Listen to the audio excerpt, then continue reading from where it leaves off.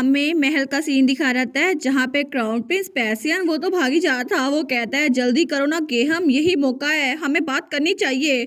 और तब गेहम उसके पीछे पीछे भाग रहा था। वो कहता है प्लीज क्राउन प्रिंस रुक तो जाएं, आप इतना जल्दी भागेंगे ना तो नीचे गिर जाएंगे। और उसको तो बहुत ज्यादा थकावट हो रही थी। वो सोचता है सीरियसली मुझे पता है कि एरिनल को बहुत ज्यादा पसंद करते हैं, लेकिन इनकी फीलिंग्स तो ये तो रोज बरोज बढ़ती जा रही हैं। और इनकी फीलिंग्स तो इतनी ज्यादा बढ़ गई हैं कि इनसे मुझे याद आता है हिज मैजेस्टी जब वो अपनी छोटी उम्र में थे ना, तभी बिल्कुल ऐसे ही थे। और ऐसा लगता है कि उस टाइम तो ये बहुत ज्यादा इंटेंस था, क्योंकि एम्परर एडवर्ड वो तो क्राउन प्रिंस थे ना, तब भी बहुत ज्यादा वुमनाइजर थे और लोग उनको बहुत ज्यादा नापसंद करते थे। लेकिन लड़कियों में वो बहुत ज्यादा मशहूर थे जब तक उनकी नजर एम्प्रेस एजीनी पे नहीं पड़ी। और तब उन्होंने पहली बार एम्प्रेस एजीनी को देखा था और उनको देखते ही उनको लव एट फर्स्ट साइट हो गया। और तब उन्होंने उन लड़कियों को छोड़ा और एम्प्रेस एजीनी के पीछे भागे। तो सब लोग उनको पीछे से बुलाए जा रहे थे, योर हाइनेस प्लीज रुक जाएं। लेकिन वो तब भी एम्प्रेस के सामने झुक गए और अचानक से एक रात में वो बदल गए और वो कोई ऐसे इंसान बन गए जिनका प्यार सिर्फ एम्प्रेस एजीनी के लिए था, उसके अलावा वो किसी को देखते ही नहीं थे। ऑफ कोर्स बात तो ये थी ना, एम्प्रेस एजीनी ने उनका प्यार इतनी जल्दी कबूल नहीं किया क्योंकि उनको एम्प्रेस शुरू से पसंद नहीं थे और अगर कुछ भी था ना तो वो उन्हें नापसंद करती थी।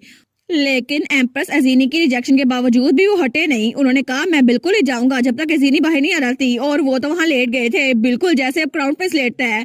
लेकिन तब भी गेहम उसके साथ था। वो कहता है योर हाइनेस 8 घंटे हो गए हैं, प्लीज अब तो चले ना। और तब जब किसी लड़के ने उनकी तरफ देखा था तो वो उनको मुक्का मारने के लिए आगे बढ़े थे। तुम्हारी हिम्मत कैसे हुई एजीने के साथ 3 सेकंड से ज्यादा आई कांटेक्ट करने की? तो पीछे से गेम रोकता रह जाता है। वो कहता है योर हाइनेस आपको उनको नहीं मारना चाहिए। लेकिन एम्पर ने कभी भी गिव अप नहीं किया और मैं उनको रोकता रह जाता था योर हाइनेस, क्योंकि पूरे एम्पायर में किसी के पास इतनी पावर नहीं थी कि उनको रोक सके। हर कोई इंतजार कर रहा था कि ये अनरिक्विटेड लव आखिर में खत्म हो ही जाए। लेकिन एक दिन उन्होंने चाकू अपनी गर्दन पे रखा और तब वो बहुत ज्यादा रो रहे थे। और तब उन्होंने रोते हुए कहा अगर एजीनी मैं तुम्हारा प्यार नहीं पा सकता तो फिर मुझे जिंदा रहने की कोई जरूरत नहीं है, मैं इससे अच्छा मरना ही पसंद करूंगा। और ये सब कुछ एम्प्रेस वहां खड़ी देख रही थी और तब बारिश हो रही थी, लेकिन एम्प्रेस के हाथ में अम्ब्रेला पकड़ी थी। वो कहता है मुझे माफ कर दो कि तुम्हें इतना ज्यादा पसंद करता हूँ, लेकिन अपने प्यार का इजहार करने का इकलौता तरीका बचा है मेरे पास। और इस तरह उन्होंने रोते हुए एम्प्रेस अजीनी से अपने प्यार का इजहार किया। लेकिन एम्प्रेस उन्होंने वो अम्ब्रेला छोड़ी और तब उनके पास आई। उन्होंने कहा अब रोना बंद करो क्योंकि मैं तुम्हारी फीलिंग्स को एक्सेप्ट करती हूँ। और इस तरह फाइनली एम्प्रेस एजीनी उनके दिल में भी उनके लिए जगह बन गई। लेकिन उससे पहले तो एम्पर ने बहुत सारी चीजें की थी जब वो क्राउन प्रिंस थे। और एक बार तो उन्होंने खुदकुशी करने की भी कोशिश की थी। उन्होंने कहा था कि मेरा प्यार उसके लिए बढ़ता जा रहा है, इसलिए इस मैडनेस को खत्म करने के लिए मुझे मरना ही होगा। लेकिन थोड़ी देर बाद ही एम्प्रेस एजीनी को किसी ने घर से बुलवा लिया था कि प्लीज उनको रोके। और सारे एडवाइजर उनके पीछे पड़े हुए थे, प्लीज नीचे उतर आए ना, ये सब कुछ ना करें। और सबको लगता था कि एम्प्रेस अजीनी उन्होंने अंडर प्रेशर आकर ये सब कुछ कबूल किया है। लेकिन एम्प्रेस की आखिरी बात ये थी, कितना क्यूट है ना कि एक रोता हुआ लड़का मुझसे कन्फेस कर रहा है, इससे ज्यादा क्यूट क्या हो सकता है। तो हम सोचते हैं उसी वक्त मुझे पता चल गया कि ये दोनों एक दूसरे के लिए बने हैं और दोनों एक दूसरे से कम नहीं है। लेकिन तब वो क्राउन प्रिंस पैसन को देखता है जो इधर तो घूम रहा था। वो सोचता है क्राउन प्रिंस को देखकर लगता है कि इन्होंने दोनों का ब्लड लाइन लिया है, इसी वजह से ये दोनों की तरह ऑब्सेस है। लेकिन आखिर में एर्नल सेंसर ये उन्हीं को फॉलो करेंगे और ये नेचुरल है ना कि ये भी अपने प्यार के लिए कुछ भी कर सके। तो क्राउन प्रिंस पैसन कहता है इधर आओ मिहन, हमें इधर जाना होगा। लेकिन वो सोचता है अगर सब कुछ ऐसे चलता रहा और यंग लेडी वो बच ना पाई तो क्या होगा। मुझे लगता है कि क्राउन प्रिंस पैसियन वो भी बिल्कुल पागल हो जाएंगे और यही बात मुझे बिल्कुल अनॉक्शियस करती है। और मुझे इस बात का डर है कि आखिर फ्यूचर में होगा क्या। और तभी दूसरी तरफ हमें वलैर दिखा रहता है, हमारे हीरोइन का डैड। तो तब वो एक जगह पे पहुंचता है तो तभी वहां पर कोई कहता है बहुत दिनों बाद मिले वलैर। और वो था क्राउन प्रिंस का फादर यानी कि एम्परर एडवर्ड। वो कहता है जी आपसे भी बहुत दिनों बाद मिले हैं ना योर मैजेस्टी एडवर्ड। और तब एम्परर थोड़ी देर बाद वहां सोफे बैठ गया था। वो कहता है फाइनली तुम मुझे मिल ही गए। आखिर पिछली बार जब तुम मुझे मिले थे बस रिपोर्ट देके वापस क्यों चले गए, और आखिर तुम्हें मेरे साथ बात ही क्यों करनी थी अगर इतनी जल्दी जाना था तो वलैर कहता है योर मैजेस्टी अगर आपको ये सब कुछ करना ही था ना तो आपको सबसे पहले टी पार्टी को अटेंड करना चाहिए था। तो एम्परर चिल्ला कहता है मैं भी वहां जाना चाहता था, तुम्हें पता भी है मैं कितना ज्यादा वहां पे जाना चाहता था, मेरी प्यारी बेटी और मेरे बेटे वहां पर होते, मैं तो सच में उन तीनों को देखना चाहता था। और इसके अलावा एम्प्रेस एजीनी वो भी कितनी प्यारी लग रही होंगी ना, जब मैं उनको नहीं देख रहा था वो कितनी प्यारी लग रही होंगी। और तब वो कहता है सच में तुम सब ने उनको देखा है, लेकिन मैंने खुद अपनी फैमिली को नहीं देखा उस दिन। तो तब वलैर कहता है बस कर दे, फिक्र ना करे, हर मजैसी ने पहले मुझे बाहर निकाल दिया था, क्योंकि उन्होंने मुझे कहा था क्या हो अगर आप हिज मजैसी से जाके मिले, और इसकी ट्रांसलेशन ये थी कि अगर तुम यहाँ से ना गए ना तो मैं तुम्हें बाहर निकाल दूंगी, और उनका यही मतलब था। तो एम्पर कहता है अच्छा अच्छा ठीक है, मैं तुम्हें माफ कर देता हूँ, मैं इतना खुले दिल का जो हूँ। वो कहता है थैंक यू मजेस्टी। लेकिन तब वलैर कहता है और ये सब कुछ करना बंद कर दे, वैसे भी हम लोग दो ही हैं यहाँ पर, तो ये सारे नाटक करना बंद कर दे, अब मेरे सामने एम्पर नहीं है। तो एम्पर कहता है ठीक है, तो मैं सीरियस बात पे आता हूँ, मुझे ये बताओ कि आखिर तुम्हारा उस इंसान से मिलना वो कैसा गया। और वो एक चर्च की बात कर रहा था, लेकिन तब वलैर वो थोड़ा सीरियस हो गया था। वो कहता है बहुत अच्छा गया, और उसी वजह से तो मैंने वो ड्रैगन पकड़ा ना, ताकि मैं उस पर अच्छा इंप्रेशन डाल सकूं। तो एम्पर कह रहा है किया अच्छा तुमने इसीलिए ये सब कुछ किया, मुझे कोई आइडिया नहीं था, मैं सोच रहा था पता नहीं तुमने क्यों किया है, आखिर तुम्हें एक ड्रैगन को मारना क्यों ही जरूरी था, और इसी वजह से ये सब कुछ हो गया। हालांकि तुमने वो ऑफ साइलेंस लिया हुआ है, लेकिन उस सब का विटनेस मैं भी था ना, तो तुम्हें कम से कम मुझे बताना तो चाहिए था ना। तो वलैर कहता है आखिर मैं क्यों बताता। तो एम्पर कहता है हाँ मैं एक्सपेक्ट कर ही रहा था कि तुम मुझे कुछ नहीं बताते, लेकिन वो ड्रैगन उसका बाय प्रोडक्ट, उसकी वजह से मेरा सर दर्द हो गया है। हर कोई एम्पायर में और एम्पायर से बाहर उसके बारे में बात कर रहा है, और स्काई टावर तक ने मुझसे कांटेक्ट किया कि उन्हें ड्रैगन का ब्लड चाहिए, और उन्होंने तो ऑक्शन के लिए लाइन भी फिक्स कर दी है, और आगे जो फाउंडिंग फेस्टिवल आ रहा है ना उस दिन भी ये सब कुछ होगा, लेकिन मुझे पता नहीं था कि इतने हाई रैंक मेजेस भी इसमें इंटरेस्टेड होंगे। तो वलैर कहता है फाउंडिंग फेस्टिवल, अच्छा। तो एम्पर कहता है अच्छा अगर ये सब कुछ है तो फिर जो कुछ बचा है ना एम्पिरल फैमिली भेज दो, और इसका सारा मुआवजा तुम्हें मिल जाएगा, अच्छे से पैसे दूंगा तुम्हें। तो तब एम्पर कहता है वलेर तो मेरी बात का जवाब क्यों दे रहे। तो वलेर कहता है मुझे उससे भी अहम बात पूछनी है एडवर्ड, मुझे ये बताओ कि क्या तुम्हारा बेटा मेरी बेटी को पसंद करता है। तो एम्पर वो फ्रीज हो गया था, लेकिन तभी वहां बिल्कुल खामोशी थी। तो वलेर कहता है मुझे बताओ एड, मैं तुमसे कुछ पूछ रहा हूँ। तो एम्पर कहता है वो मेरे ना मीटिंग का टाइम हो गया, मैं यहाँ चलता हूँ। वो बेचारा तो डर गया था। तो वलेर कहता है मैं तुमसे पूछ रहा हूँ क्या तुम्हारा बेटा क्राउन प्रिंस मेरी बेटी एरन को पसंद करता है या फिर नहीं। तो एम्पर कहता है देखो ना मैं तुमसे कितनी बातें करने में बिजी हो गया, मैं निकलता हूँ, बाकी के ड्यूक भी मेरे इंतजार कर रहे होंगे, मैं थोड़ी देर में आता हूँ। तो तब वलेर को तो गुस्सा आ था। वो कहता है मैं तुम्हारा दिमाग क्लियर ना कर दूं, आखिर तुम यहाँ से भाग क्यों रहे हो। तो तब एम्परर उसको तो पसीना आ रहा था। वो कहता है ठीक है मैं यहाँ बैठ जाता हूँ, आप मेरा दिमाग ना क्लियर करना। सबसे पहली बात मुझे ये बताओ तुम्हें ये बात पता कैसे चली, और आखिर तुम्हें ये बताया किसने है, आखिर ये सब कुछ तुमने कहाँ सुना। तो तब वलेर कहता है मैंने किसी से नहीं सुना, मैंने बस उसको देखा था जब पार्टी वाले दिन तुम्हारा बेटा मेरी बेटी के पास आया था, और वो बहुत ज्यादा परेशान लग रहा था, लेकिन तब उसी वक्त एक नजर में मुझे पता चल गया कि तुम्हारा बेटा क्राउन प्रिंस मेरी बेटी के पीछे पागल है। तो एम्पर कहता है अच्छा तो दूसरे लफ्जों में कहें तो इसने ये सब कुछ खुद टी पार्टी में देखा था, लेकिन थैंक हेवन कि एजीरी ने इसको बाहर निकाल दिया, वरना जो होता ना उसको तो मैं भी इमेजिन नहीं कर सकता। जब क्राउन प्रिंस और वलेर आमने सामने होते फिर तो इन दोनों का मैच बहुत ज्यादा खतरनाक होता, लेकिन फिर भी अब मुझे पता है कि मेरा बेटा कैसा फील करता है, तो एक फादर के तौर पर मैं पीछे नहीं हट सकता।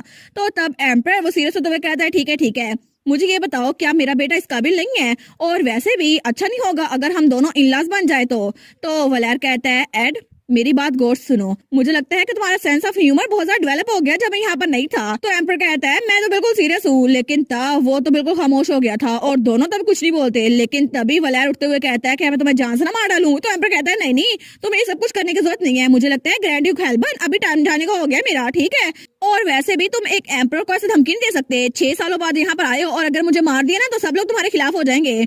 तो वलेर कहता है ओहो क्या करना पड़ रहा है मुझे। तो वो कहता है ओए ये ऐसी बातें ना करो मुझे, और आखिर ये ब्लड लस्ट खत्म करो और चलो चलते हैं यहाँ से। तो दोनों भाई निकल आए थे। तो तब वलेर जाते हुए कहता है एनीवेज मेरी बेटी ऑफ लिमिट है, तुम उससे दूर रहना और अपने बेटे को भी दूर रखना। वो कहता है लेकिन क्यों।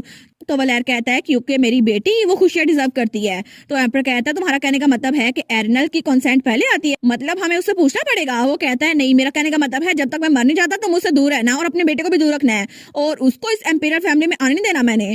तो एम्पर कहता है ओ माई देखो जरा कौन बात कर रहा है, और ऐसा लगता है कि तुम पैलेस के मास्टर को जानते नहीं हो, यहाँ का मास्टर मैं हूँ, तुम मेरे सामने की बात कर रहे हो। तो वो कहता है चाहे कुछ भी हो जाए मैं अपनी बेटी को इस डर्टी पॉलिटिक्स में शामिल नहीं होने दूंगा। और तब वो दोनों वहां जा रहे थे क्योंकि दोनों बहुत ज्यादा अच्छे दोस्त थे। वो कहता है ठीक है, लेकिन दोनों को ये बात पता नहीं थी कि जो बात वो लोग यहाँ पर खत्म करके गए थे और उसको फ्यूचर के लिए छोड़ दिया था, कुछ ही घंटों बाद वो बात उनके सामने आ गई थी, क्योंकि क्राउन प्रिंस पैसियन वो वलेर के सामने खड़ा था। वो कहता है मैं आपको कभी माफ नहीं करूंगा ग्रैंड ड्यूक हेल्बर्न। तो वलेर एरनल का फादर वो स्माइल करते हुए कहता है अच्छा और अगर तुम मुझे माफ नहीं करोगे तो आखिर तुम क्या करने वाले हो क्राउन प्रिंस। और एम्पर बेचारे को तो पता ही नहीं था कि कुछ ही घंटों बाद वलेर और उसका बेटा आमने सामने आ चुके हैं, और जिस बात का डर था ना उसे वो ही होने वाला है। हमें बताया जाता है ग्रैंड ड्यूक हेल्बर्न वो कैपिटल में लौट चुका था, लेकिन ग्रैंड ड्यूक हेल्बर्न उसके वापस लौटने से पहले भी यहाँ पर काम आराम से हो रहा था। और इन ट्रूथ के सारा कुछ बहुत ज़्यादा इम्पोर्टेंट था, क्योंकि ग्रैंड डची हेल्बर्न इसमें तो बहुत ज़्यादा मिस्ट्रीज थी, लेकिन उसका ज़्यादातर काम वो तो उसका प्रॉक्सी मेहर ही संभालता था। लेकिन कुछ काम ऐसे थे जो कि मेहर भी नहीं कर सकता था, और उसके लिए ग्राउंड ड्यूक को यहाँ पर आने की जरूरत पड़ी थी। सबसे पहला काम था एम्पर से मिलना, जो कि वो कर चुका था। और जब उसने एम्पर से बात की ना, तो बाकी के 5 ड्यूक वो भी इकट्ठे होने वाले थे नेशनल इशू के लिए। और दूसरा काम ये था कि उनकी मीटिंग, और उस वक्त वो लोग मीटिंग रूम में पहुंच चुके थे।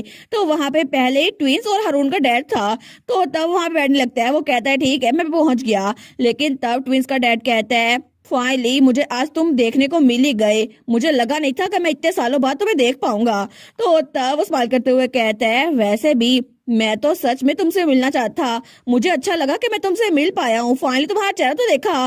तो ड्यूक हेल्बर्न कहता है वैसे भी मुझे पता है कि ये सब कुछ तुम किस लिए कर रहे हो साइमन, और ऑफ कोर्स मैं भी तुम्हें देखकर बहुत ज्यादा खुश हूँ, लेकिन ये सब कुछ तुम ड्रैगन के बाय प्रोडक्ट के लिए कर रहे हो ना। तो साइमन कहते हैं हाँ हाँ बिल्कुल, तुम्हें पता है मैं क्या बात कर रहा हूँ है ना, तो मुझे वो दे देना। तुम्हें क्या लगता है ड्रैगन के बाय प्रोडक्ट के बारे में? वैसे भी तुम उसकी नेक मुझे दे सकते हो, और तुम्हें पता है ना पूरे एम्पायर में मुझसे ज्यादा तुम्हें कोई भी पैसे नहीं दे सकता, तो सैफरन डची में भेज देना इसको। वो कहता है वेल ये सच तो है, लेकिन उसका सौदा मैं पहले ही किसी के साथ कर चुका हूँ, और वो था एम्पर। वो कहता है वो मेरे साथ किया था, और उसने तो चश्मा भी लगा लिया था। तो ड्यूक सैफरन कहता है क्या, लेकिन था वो बेचारा, वो तो कहता है मुझे चाहिए थी उसकी नेक। लेकिन तब ड्यूक हेल्बर्न कहता है अगर तुम्हें बाकी चीजों का पूछना है ना, तो जब हमारे नाइट्स वापस आएंगे ना उनसे पूछ लेना। वो कहता है ठीक है, लेकिन तब वो कहता है एनीवेज ये दोनों चेयर्स ये अभी भी खाली है ना। तो एम्पर कहता है अच्छा ये दोनों, इसमें तो दोनों ड्यूक्स की सीट थी। ड्यूक ग्रेविट जो कि इस बार किसी और जगह पे गए हुए हैं वो नहीं आए, और ड्यूक एडिटेक्स जो कि साउथ में फंसे हुए हैं, और ये सब कुछ किसी ऐसे इंसान की वजह से है जिसकी वजह से वो साउदर्न एम्पायर से निकल ही नहीं पा रहे। तो तब ड्यूक हेल्बर्न वो स्माइल करता है, वो कहता है अच्छा। तो एम्पर कहता है तुम्हें पता है ना मैं क्या बात कर रहा हूँ वलेर? वो कहता है जी जी बिल्कुल मुझे ये बात पता है, लेकिन एम्पर कहता है सच में मैं सच में तुमसे पूछना चाहता हूँ, इतने सारे साल हो गए हैं लेकिन तुमने उससे क्या बात की है कि वो 6 सालों से वहां से निकला ही नहीं है? तो हमारा ड्यूक हेल्बर्न कहता है मैंने तो कुछ भी नहीं कहा। तो एम्पर कहता है सच में तुमने कुछ भी नहीं कहा, तो फिर आखिर क्या वजह है वहां से आ नहीं रहा? तो वो कहता है मैंने तो बस उससे एक ही चीज पूछी थी कि मुझे मेरी बहन वापस कर दे। तो तब वहां बिल्कुल खामोशी हो गई थी। तो तब एम्पर और बाकी दोनों ड्यूक वो भी थोड़े से परेशान हो गए थे, लेकिन तब एम्पर अपना सर पकड़ लेता है। वो कहता है सच में तुमने एक अननेसेसरी टॉपिक छेड़ दिया है। वो सोचता है ये एक ऐसा स्कैंडल था जो कि पूरी ग्रैंड ड्यूकल हाउस में गर्दिश करा था, और वो था इसकी बहन का मामला। लेडी सियोनी वलेर की बहन थी जिसकी पॉलिटिकल मैरिज की ग्रैंड ड्यूक हेल्बर्न के फादर ने और इस वाले ड्यूक रेजेंट ने। लेकिन ये सब कुछ इतना अच्छा नहीं चला, क्योंकि ये एक पॉलिटिकल मैरिज थी जिसका होना बहुत ज्यादा जरूरी था ताकि वार को प्रिवेंट किया जा सके। और उस वक्त तो सबको लगा ये नॉनसेंस है और सब इस बारे में भूल गए, लेकिन अब ये इतने सालों बाद इस बात को फिर से लेकर आ रहा है। वो सोचता है बस ये ना कहे कि अपनी बहन को वापस लेना चाहता है। अगर ऐसा हुआ ना तो फिर तो जंग होना लाजमी होगी, क्योंकि अब तो वो वापस नहीं आ सकती। लेकिन तब ड्यूक हेल्बर्न हमारी एरनल का फादर वो स्माइल करता है, तो तब वो कुछ नहीं बोलता। लेकिन एम्पर कहता है मैं सच में इस बारे में कुछ कह नहीं सकता, लेकिन तुम्हें पता है ना हम लोग अभी जंग को अफोर्ड नहीं कर सकते। अगर वार हो गई ना तो तुम्हें समझ आ रहा है ना मैं क्या कह रहा हूँ वलेर? लेकिन वलेर तो वहां पे कुछ लिखी जा रहा था। वो कहता है ठीक है मैं समझ गया। और थोड़ी देर बाद उनकी मीटिंग खत्म हो गई थी, तो तब वो आगे जा रहा था, तो पीछे से हारून का फादर कहता है वलेर। तो वलेर वहां पर रुकता है। तो हारून का फादर कहता है तुम तो रुके भी नहीं। तो वो कहता है मुझे लगा था साइमन पीछे से बड़े अजीब से सवाल पूछेगा इसीलिए। वो कहता है हाँ ड्रैगन के बाय प्रोडक्ट के बारे में ना, चलो अच्छा हुआ, लेकिन दोनों आराम से जा रहे थे क्योंकि वो दोनों भी दोस्त थे।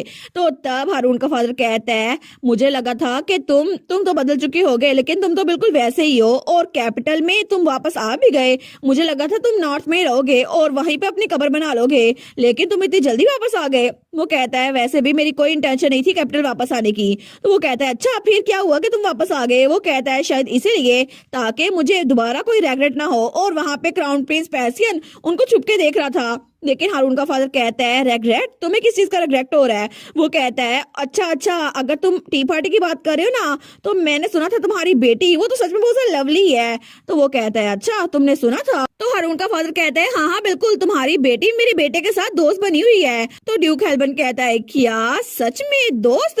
वो सोचता है मेरी बेटी वो तो बिल्कुल किसी भीगी बिल्ली की तरह रहती है और मुझे लगा था उसका कोई दोस्त नहीं होगा, लेकिन सच में उसके इतने दोस्त हैं। लेकिन ये तो कितना अनएक्सपेक्टेड है ना। तो हारून का फादर वो स्माइल करता है, वो कहता है वेल तुम्हें अपनी बेटी को अच्छे से ट्रीट करना होगा, ठीक है? वैसे भी वो बच्ची बहुत इनोसेंट है तो उससे अच्छे से पेश आना, ठीक है? वो कहता है हाँ हाँ मुझे पता है, इतना तो मैं कर ही सकता हूँ। लेकिन तब हंसते हुए कहता है तुम्हें नहीं पता ना, बच्चों के साथ अच्छे से ट्रीट करना चाहिए। वो कहता है अच्छा बस बहुत हो गया, अब इतना ना समझाओ मुझे। तो हारून का फादर जाते हुए कहता है एनीवेज मुझे किससे मिलना है तो अब मैं चलता हूँ, बाद में बात करेंगे वलेर। और उसके बाद वो जाते हुए कहता है और जो मैंने कहा है ना उसको बिल्कुल ना भूलना, अपनी बेटे के साथ अच्छे से पेश आना।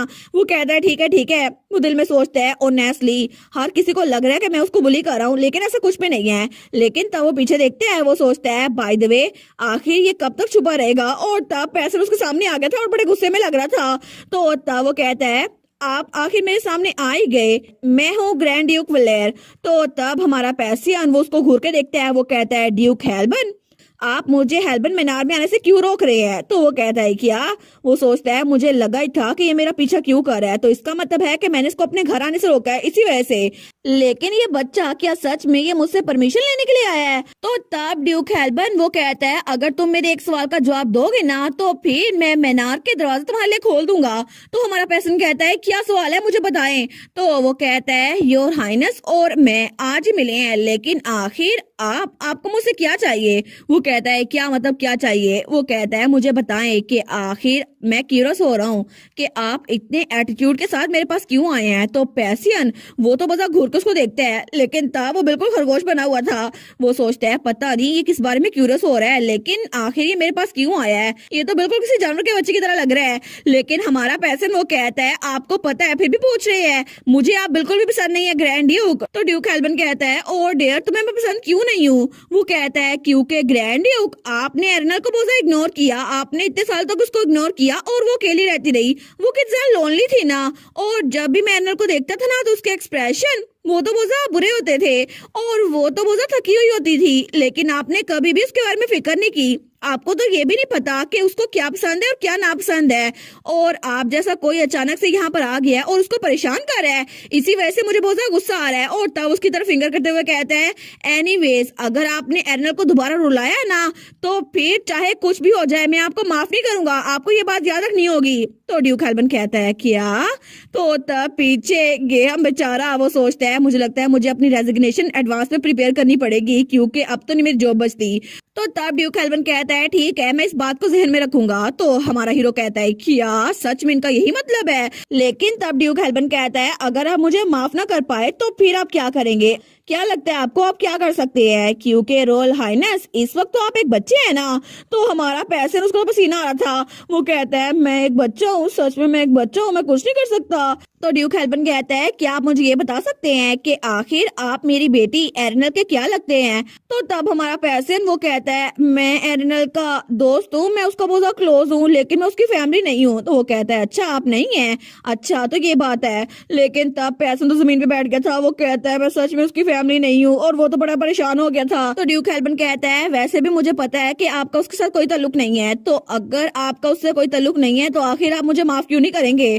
तो तब पैसन कहता है लेकिन मैं एक बात अच्छे से जानता हूँ कि मैं एरनल को बहुत ज्यादा पसंद करता हूँ, किससे भी ज्यादा, और मैं तो बस उसको हेल्दी और स्माइल करता हुआ देखना चाहता हूँ। तो तब चिल्ला कहता है केयरफुल रहिएगा ग्रैंड ड्यूक हेल्बन, क्योंकि अगर आपने उसके साथ कुछ भी बुरा किया ना तो एरनल के फादर की पोजीशन मैं आपसे ले लूंगा। तो ड्यूक हेल्बन कहता है उसके फादर की पोजीशन? तो तब वो कहता है इसका मतलब है कि तुम्हें जिसके साथ शादी करनी थी वो एरनल नहीं, वो मेहन था, और वो तो पूरी लिनियज भी इमेजिन कर लेता है। वो कहता है अच्छा तुम्हें मेहन के साथ शादी करनी थी? लेकिन तब वो तो हंसने लग जाता है, वो कहता है सच में तुम्हें मेहन को अपनी वाइफ बनाना है क्योंकि एरनल की मोम तो मेहन है ना। तो तब पैसन कहता है क्या आप हंस क्यों रहे हैं? लेकिन तब ड्यूक हेल्बन तो हंसी जा रहा था, वो कहता है सच में अगर आपको मेहन को अपनी वाइफ बनाना है ना तो फिर आपको पहले ऐसे कह देना चाहिए था। तो हमारा पैसन कहता है आखिर आप हंस क्यों रहे हैं, मेरा ऐसा कोई मतलब नहीं है, मैं मेहन को अपनी वाइफ क्यों बनाऊंगा? वो कहता है नहीं नहीं ये बात नहीं है, लेकिन अगर ऐसा ही है ना तो मैं सिंसियरली आपका ध्यान रखूंगा, आप वहां पर आ सकते हैं। तो हमारा हीरो कहता है क्या?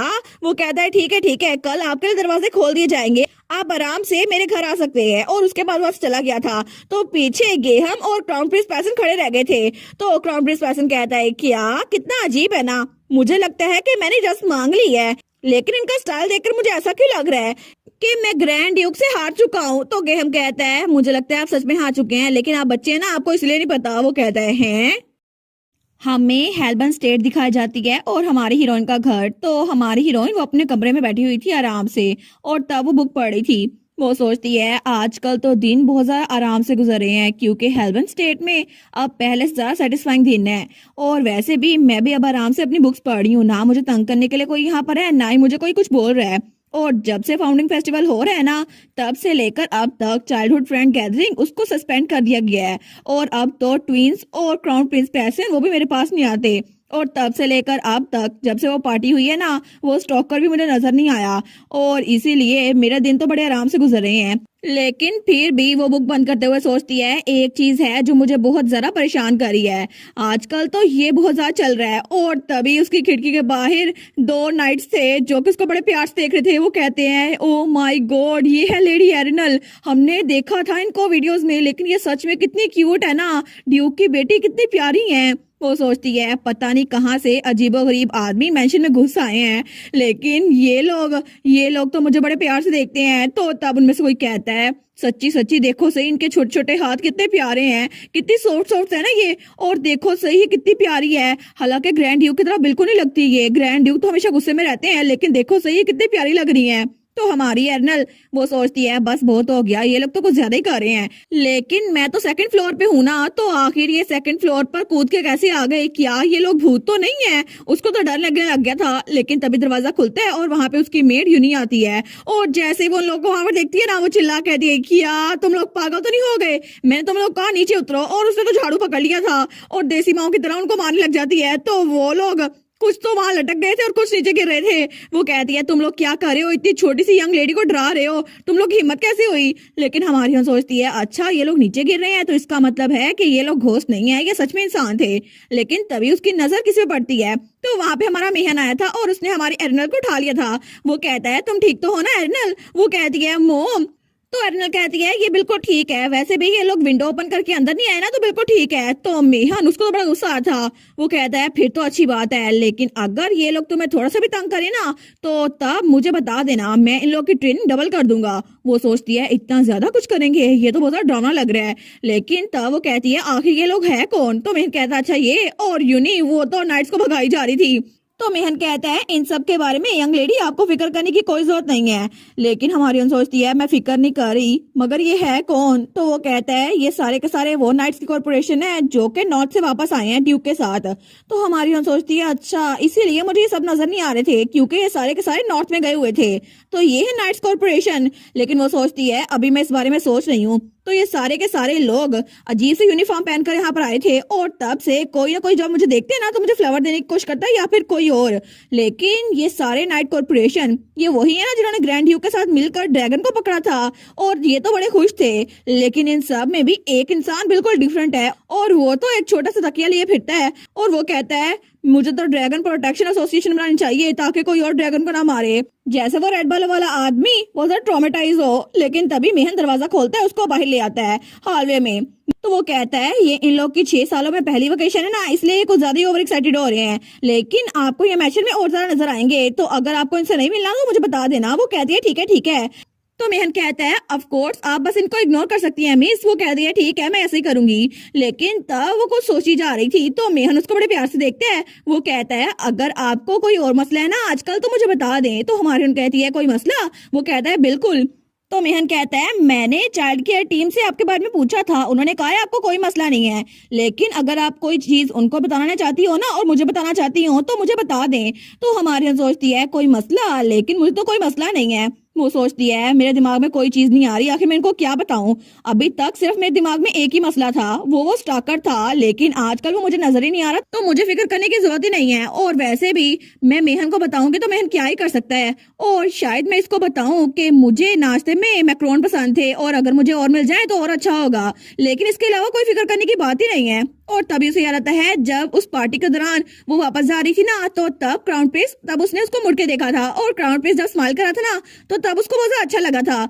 लेकिन वो सोचती है सच में क्या मुझे इस बात की टेंशन हो रही है। वो कहती है मोम, तो मेहन कहता है जी यंग लेडी। तो वो कहती है क्या मोम आपका दिल कभी धड़का है जब आपने किसी की तरफ देखा हो? और वो तो बड़े प्यार से पूछ रही थी। तो मेहन कहता है क्या? और मेहन तो बहुत ज्यादा शौक हो गया था। वो सोचता है क्या ये क्यों पूछ रही है। तो हमारी उन कहती है जैसे तुम्हारी नजर किससे मिली हो तो तुम्हारे लिए टाइम बिल्कुल रुक गया हो। तो मेहन सोचता है क्या इनको किससे प्यार तो नहीं हो गया, लेकिन इनके एक्सप्रेशन देखकर लगता है कि शायद ये बात सच होगी, लेकिन शायद ये मेरे लिए फिक्रमंद हो रही है। वो कहता है मुझे लगता है कि मैं ज्यादा डॉक्यूमेंट्स को देखता रहता हूँ ना, इसलिए मेरा ऐसा कोई एक्सपीरियंस नहीं हुआ। वो कहती है अच्छा ऐसा कुछ भी नहीं है। लेकिन वो कहता है इसके अलावा मैं तो आपके फादर को सर्व करता रहता हूँ, तो ऐसी कोई चीज मेरी जिंदगी में कभी नहीं हो सकती, और अभी तक मेरी शादी भी नहीं हुई, फिर भी मैं आप जैसी बच्ची को संभाल रहा हूँ। तो एरनल कहती है नहीं नहीं मेरा ये मतलब नहीं था, मेरा मतलब था कि वो सोचती है ये तो कुछ सीरियस ही हो गया है, मैं ये तो नहीं कहने वाली थी ना। लेकिन मेहन वो तो उसको तंग करा था, उसका ये मतलब नहीं था, तो तब उसको नीचे उतार देता है। तो हमारी एरनल कहती है क्या मैं उनको हिट करूं? तो वो कहता है क्या मतलब, आप माय लॉर्ड की बात कर रही हैं, मतलब आपके फादर की? कोई बात नहीं, मैं उनको खुद ही हिट कर लूंगा। वो कहती है अच्छा ये बात है।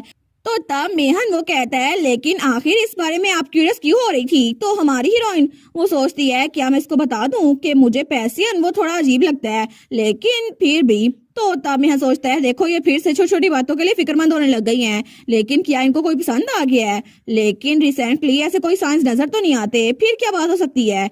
मे भी शायद इसीलिए क्योंकि जब इन्होंने क्राउन प्रिंस को देखा था ना तो बहुत ज्यादा सरप्राइज हो गई थी, लेकिन इनकी बॉडी उस वक्त बहुत ज्यादा स्टिफ हो गई थी जब वलेर यहाँ पर आया था।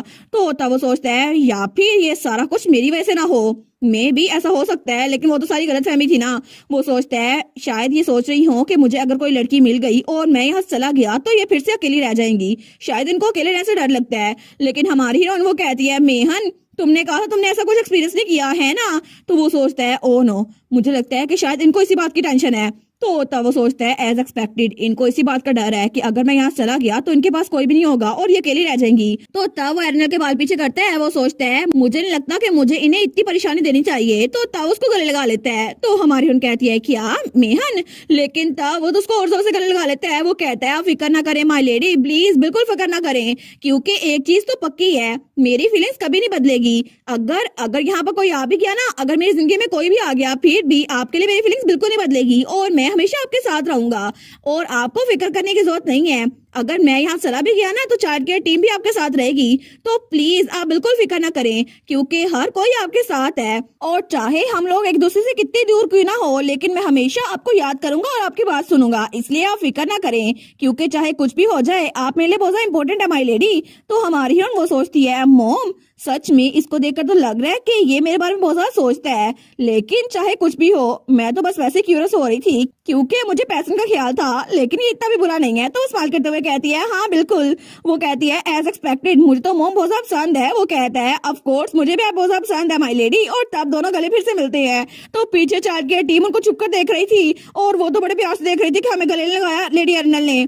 लेकिन मेहन कहता है अब देखो सही चाइल्ड केयर टीम आजकल बड़ी परेशान हो रही है, ऐसा लगता है कि आप फिर से एक्सरसाइज नहीं कर रही और फिर से अच्छे से खाना नहीं खा रही। तो वो कहती है अच्छा वो, लेकिन वो कहता है क्या ये सब कुछ वलेर की वजह से है? तो हमारी हीरोइन सोचती है वलेर, क्या ये ग्रेड्यू की बात कर रहा है, मतलब मेरे फादर की? तो मेहन कहता है अगर वलेर कभी भी आपको तंग करे ना तो प्लीज मुझे बताइएगा क्योंकि वो ऐसा इंसान है जैसा जरूर करेगा। तो हमारी हीरोइन सोचती है क्या, लेकिन वो तो मुझ में बिल्कुल भी इंटरेस्टेड नहीं लगते। जब से यहाँ पर आए ना हमने बस एक ही बार बात की थी मेहन के सामने, उसके बाद तो उन्होंने कभी मुझे बुलाया ही नहीं। और मेहन तो हर चीज के बारे में फिक्रमंद होता है, लेकिन मुझे नहीं लगता कि वो दोबारा कभी मुझे बुलाएंगे।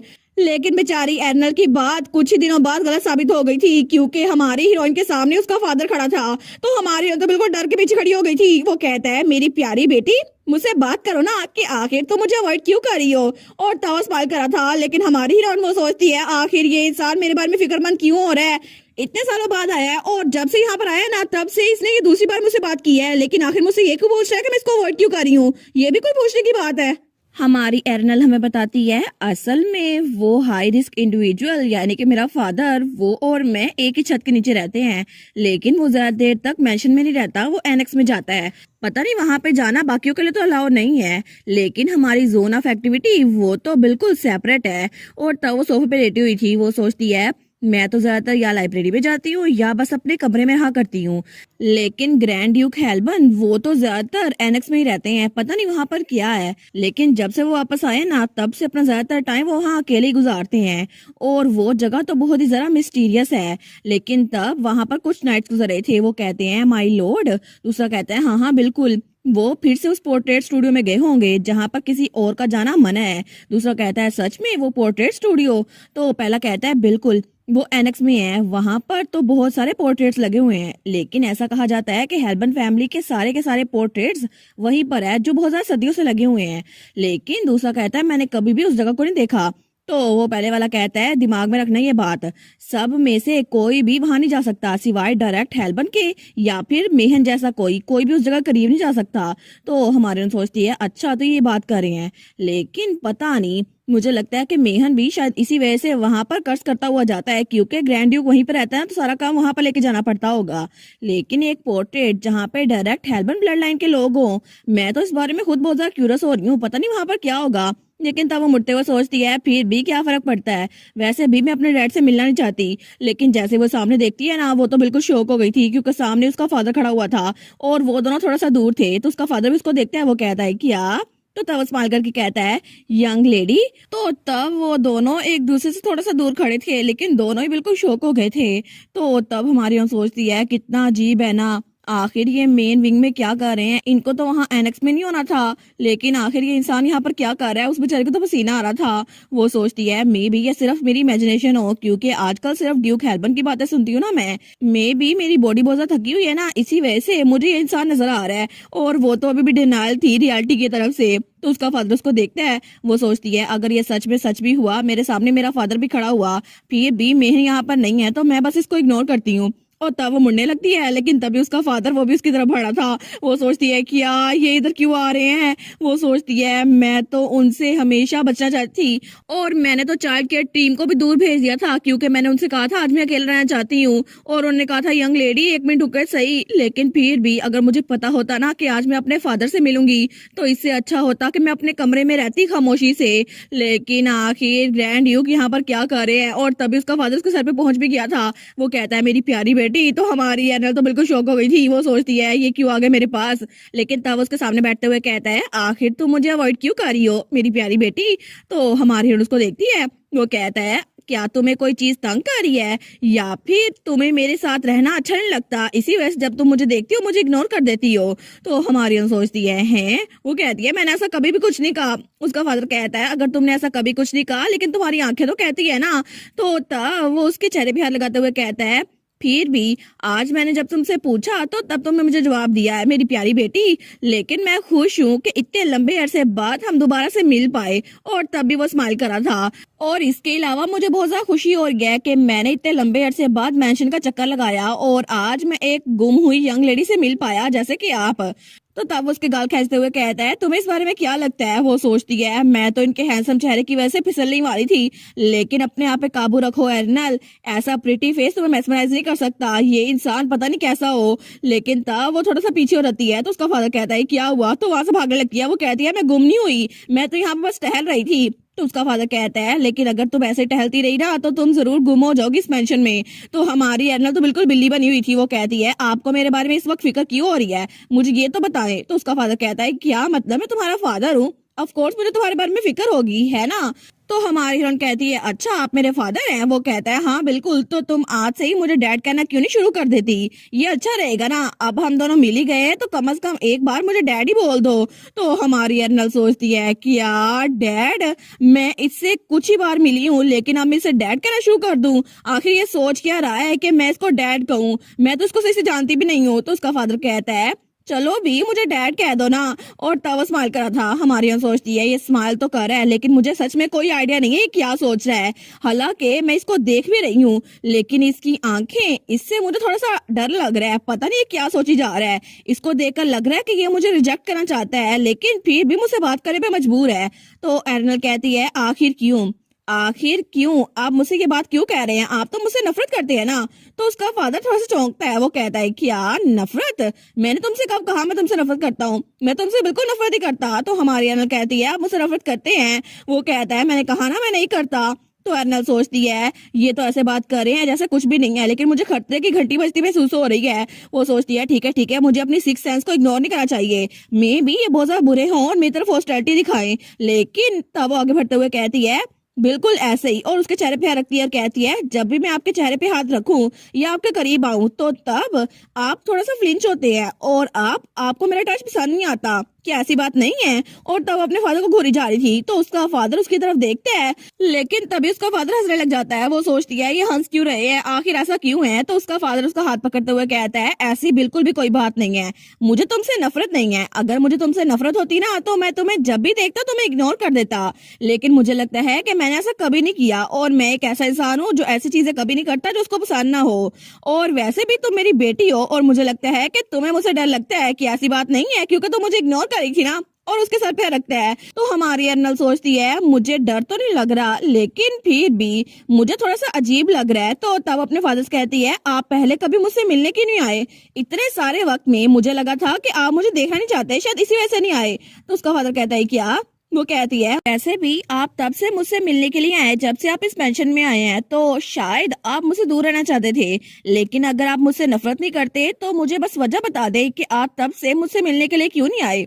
लेकिन तभी उसका फादर वो कुछ नहीं बोल पाता और उसका सर वो थोड़ा सा सहलाता है। लेकिन हमारी ओर सोचती है क्यों, आखिर क्यों? जब भी मैं इनको देखती हूँ तो मुझे ऐसा क्यों लगता है जैसे ये स्माइल तो कर रहे हैं लेकिन इनकी आंखें बिल्कुल ऐसे लग रही है जैसे अभी ये रोने वाले हैं।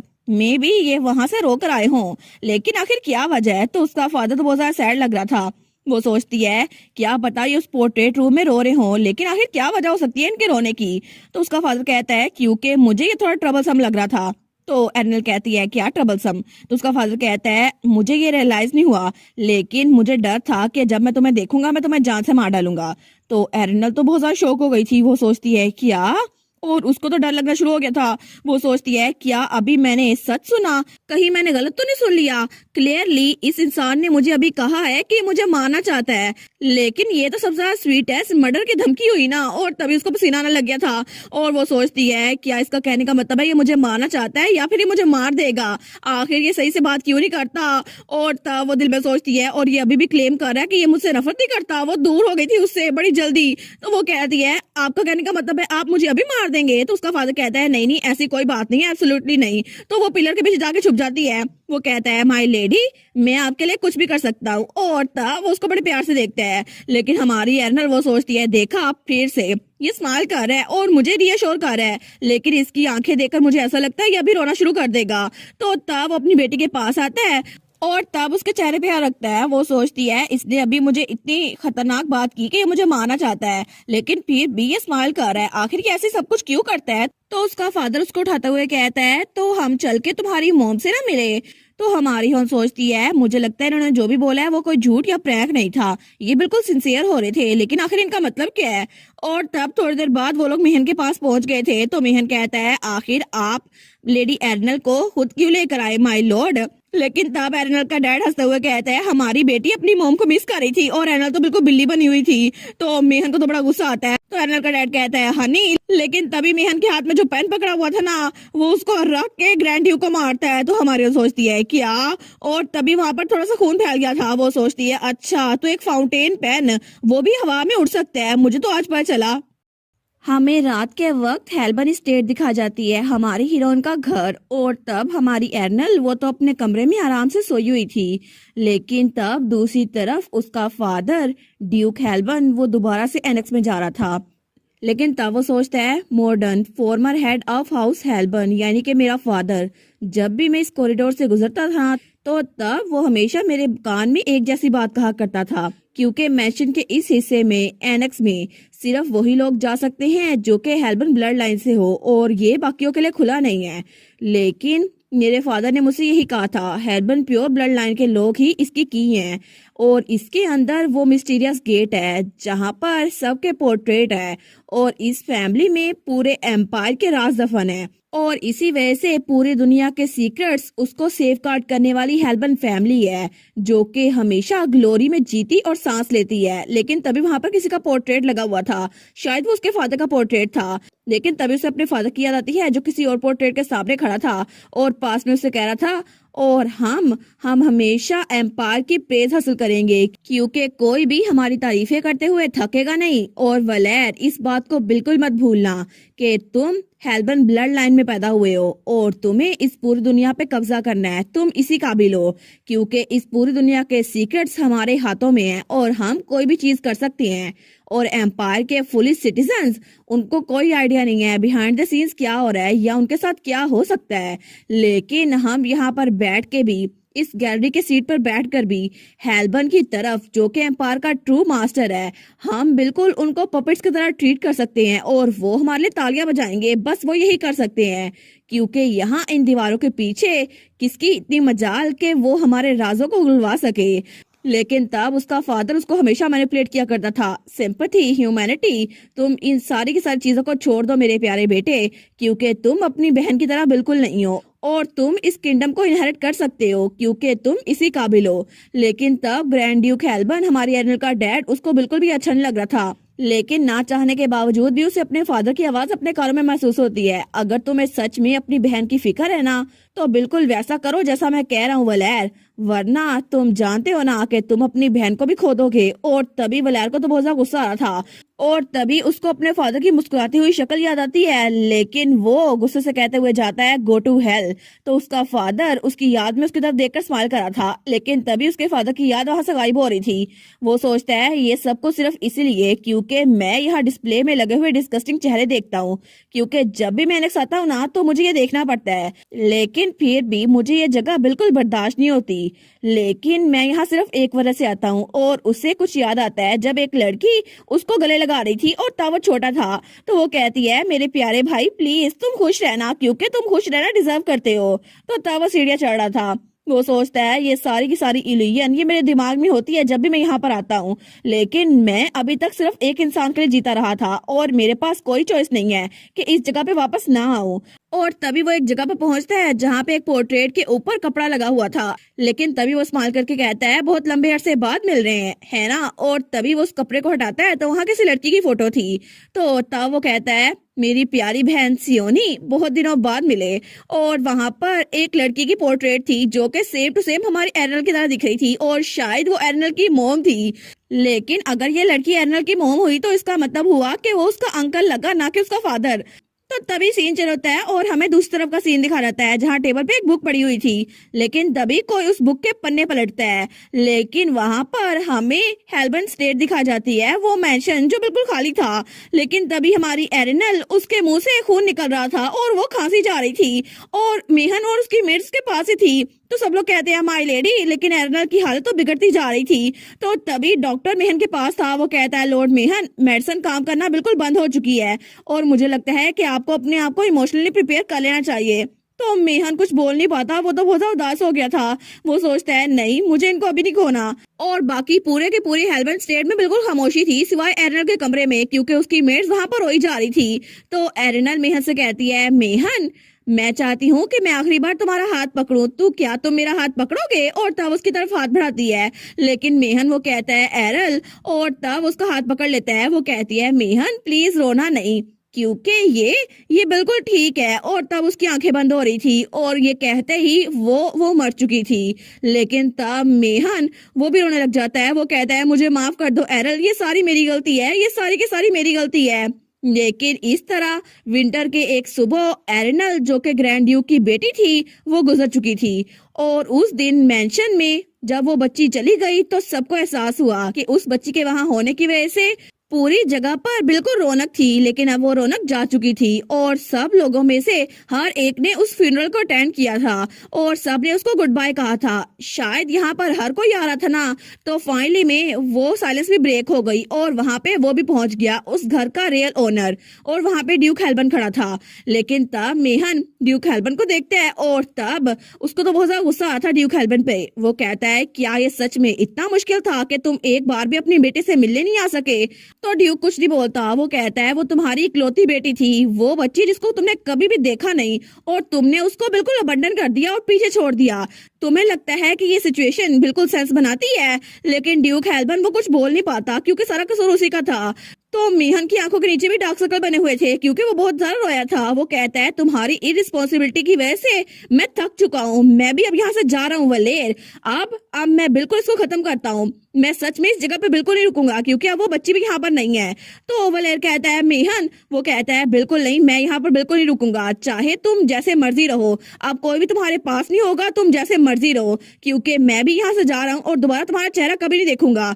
और तब मेहन भी वहां चला गया था, लेकिन वलेर वो सोचता है मेरा इकलौता दोस्त वो भी यहाँ चला गया। और आखिर में फैमिली रिप्रेजेंटेटिव ने जब मैंशन को छोड़ा ना, तो उसके बाद ग्रैंड ड्यूक हेल्बन वो भी कहीं गायब हो गया। लेकिन इसके बाद हर किसी ने हेल्बन फैमिली के बारे में उसके खिलाफ बातें करना शुरू कर दी, लेकिन किसी को पता नहीं चला वो राज थे क्या। और आखिर में ये सारी की सारी मिस्ट्री बन के रह गई और ये मिस्ट्री भी अचानक से गायब हो गई। लेकिन तभी हमारी एरिनल की आंख खुलती है क्योंकि ये सब कुछ वो अपने ख्वाब में देख रही थी। तो वो उठते हुए बैठती है, वो सोचती है पता नहीं क्यों लेकिन मुझे अजीब सा ख्वाब आया, बिल्कुल जैसे ये सब कुछ हो चुका है। लेकिन ये क्या था, मेरी मेमोरी तो पहले ही थोड़ी सी गायब हो रही है। मुझे लगता है ग्रैंड ड्यूक ऑफ हेल्बन यहाँ पर आया है ना, शायद इसी वजह से ये सब कुछ हो रहा है। लेकिन तभी उसके हाथ का जो निशान था ना वो चमकने लगता है। वो सोचती है ये क्यों चमक रहा है, बहुत सारा वक्त हो गया जब से ये चमका नहीं है और वो स्टॉकर भी यहाँ पर नहीं आया, लेकिन अभी ये क्यों चमक रहा है। तो तभी वहां पर दरवाजा खुलता है और उसकी मेड आती है। वो कहती है यंग लेडी आप उठ गई, और वो थी उसकी मेड यूनी। वो कहती है मैं तो आपको उठाने के लिए आ रही थी। तो एरिनल कहती है क्या, लेकिन क्यों, क्या हमें कहीं पे जाना था। तो उसकी बेट कहती है नहीं नहीं ये बात नहीं है, लेकिन असल में आज। और तभी दूसरी तरफ दो लोग भागते हुए आ रहे थे और तभी वो लोग दरवाजा खोलते हैं, वो थे ट्विंस। तो तभी वो दोनों चिल्ला के कहते हैं एरिनल हमारी हेल्प करो ना। दूसरा भी कहता है बिल्कुल हमारी हेल्प करो एरिनल, हम तुमसे मिलने के लिए आए हैं। और दोनों को पसीना आ रहा था। तो उसकी मेट कहती है young lords of saffron duchy वो यहाँ पर आए हैं आपके मेंशन में। तो हमारी उन कहती है क्या ट्विंस, लेकिन उनका यहाँ पर क्या काम। और वो बेचारी तो पहले ही अपने ख्वाब की वजह से कंफ्यूज हो रही थी, लेकिन अब ट्विंस के आने की वजह से वो थोड़ी और कंफ्यूज हो गई थी कि आखिर वो दोनों फिर से उसको तंग करने के लिए क्यों आ गए हैं। हमें ट्विंस दिखाए जाते हैं तो उनमें से नोएल कहता है एरिनल हमारी बात गौर से सुनो, हम यहाँ पे बहुत ज्यादा स्पेशल रीजन की वजह से आए हैं। तो सियल वो भी कहता है नहीं नहीं नोएल, सबसे पहले हमें एक्सप्लेन करना होगा हम यहाँ पर क्यों आए हैं। तो नोएल कहता है मैंने यही तो बोला, लेकिन हमारी सोचती है ये सुबह सुबह मेरे मेंशन में आ गए हैं। तो तब वो दोनों भाई आपस में लड़ी जा रहे थे। वो कहते हैं तुम इस बारे में बात करो ना सियल, क्या पता वो तुम्हारी बात समझ जाए। तो सियल कहता है मैं भी उसको बात करना चाहता हूँ, लेकिन मुझे समझ नहीं आ रही बात स्टार्ट कैसे करूँ। तो हमारी सोचती है आखिर ये दोनों लड़ क्यों रहे हैं, सिलसिला बता क्यों देते। और तब वो दिल में सोचती है मैं समझ सकती हूँ कि ये यहाँ मेरी हेल्प के लिए आए हैं, लेकिन फिर भी ये तब से आपस में बातें किए जा रहे हैं, मुझे कुछ बता ही नहीं रहे। और वहां पे उन दोनों का गार्ड ब्राउनिंग वो बेचारा तो आज फिर मेहनत कर रहा था, उस बेचारे ने तो फिर से उनको यहाँ पर आने से रोका था, लेकिन वो दोनों आ गए थे। तो तभी हमारी हीरोइन दूसरी तरफ देखती है, वो सोचती है वो दोनों तो यहाँ पर खुद अपनी मर्जी से आए हैं, लेकिन हारून का चेहरा देखकर तो लग रहा है कि इसको यहाँ जबरदस्ती लाया गया है, ये तो उन दोनों के साथ मिलकर आ गया है। और हारून तो बिल्कुल वहां पे बिल्ली बना हुआ था। तो हमारी हीरोइन कहती है हारून क्या तुम यहाँ पर खड़े होके बस पैसा उठा रहे हो, इधर आओ। तो हारून उसको देखते हैं, लेकिन तभी वो छोटू सी बिल्ली बन के उसकी तरफ आ रहा था। वो सोचती है ये थोड़ा सा कॉशियस लग रहा है, लेकिन फिर भी इसे पता है कि किसी की बात कैसे सुनते हैं। और तब उसको देखकर स्माइल करती है। वो सोचती है एज एक्सपेक्टेड हारून तो सच में बहुत ज्यादा काइंड है। तो तब वो आगे होती है और उसके सर पे रखती है। वो कहती है हारून तुम तो बड़े काइंड हो। तो हारून ब्लश करता है, लेकिन वो कहती है क्या तुम यहाँ पे ट्विंस के साथ आए हो। तो हारून ना में सर हिलाता है। वो कहती है अच्छा तुम उनके साथ नहीं आए तो फिर तुम यहाँ पर क्यों आए हो। तो तभी हारून वो बाहर की तरफ इशारा करते हुए कहता है मैं यहाँ पर इस वजह से आया हूँ। और जैसे ही हमारी एरिनल बाहर देखती है ना, तो वहां पर दो नाइट्स खड़े हुए थे। तो उनमें से एक नाइट तो खिड़की के साथ बिल्कुल चिपका हुआ था, तो दूसरा नीचे बैठा हुआ था। वो कहता है डैम इट क्या तुम खिड़की को गल लगाने वाले हो। तो तभी हारून कहता है मैं यहाँ अपने अंकल से मिलने के लिए आया हूँ। और तभी वहां पर वो रेड बालों वाला नाइट था जो कि हारून का अंकल था। वो कहता है मेरा प्यारा नेफ्यू देखो मैं तुमसे मिल ही गया, क्योंकि वो लोग हेल्बन स्टेट में काम करते थे। लेकिन हमारी सोचती है अच्छा ये ड्रैगन गाय ये हारून का अंकल है, इसको तो ड्रैगन के अलावा कोई और चीज भी पसंद है। तो तब वो कहता है मैं भी खिड़की खोलता हूँ हारून। और तभी वो खिड़की खोल के अंदर आ गया था और आते ही हारून को उठा लेता है। वो कहता है मेरा प्यारा नेफ्यू मैं तुम्हें बड़ा मिस किया, तुम तो पिछली बार से लंबे हो गए जब मैं तुम्हें देख के गया था। तो हमारी सोचती है देखो सही है कैसे एक्ट कर रहा है। लेकिन तभी ट्विंस फिर से हमारी हीरोइन के पास रहते हैं। वो कहते हैं एरिनल, हमें पता चल गया है कि हमें तुमसे कैसे बात करनी है, तो प्लीज हमारी बात सुन लो। तो एरिनल कहती है हाँ हाँ ठीक है, सुनाओ, मैं सुन रही हूँ। वो दोनों कहते हैं हम जो कहना चाहते हैं वो बात ये है कि यहाँ पर डैड ने हमें खुद भेजा है, हम यहाँ पर छुप के नहीं आए। ड्रैगन ने कहा है कि अगर हम हेल्बन मेनार से वो ड्रैगन की चीजें ले आए ना, तो फिर हमने उनकी बात मान ली थी, हमने कहा था जी जी। तो तब वो दोनों कहते हैं डैड ने बोला था अगर हम उनकी बात पूरी कर दें ना तो वो हमारी विश को पूरा करेंगे, तो प्लीज हमारी हेल्प करो ना एरिनल, हम बड़े डेस्परेट हैं। वो सोचती है अच्छा तो इनका प्लान ये था। असल में ड्यूक सैफरन ने इनको जानबूझ के भेजा है क्योंकि उनको ड्रैगन की कीमत सही से पता है, लेकिन ये दोनों यहाँ पर आए हैं ताकि यहाँ से कुछ चुरा के ले जाएं या फिर खरीद कर, क्योंकि कोई और तो इनको ये देने नहीं वाला। तो वो सोचती है मुझे लगता है कि ड्रैगन के बाय प्रोडक्ट्स जो के नाइट्स मुझे गिफ्ट के तौर पर दे गए हैं ना, कुछ मेरे पास पड़े हुए हैं, लेकिन अगर मैं चाहूँ तो इनको दे सकती हूँ।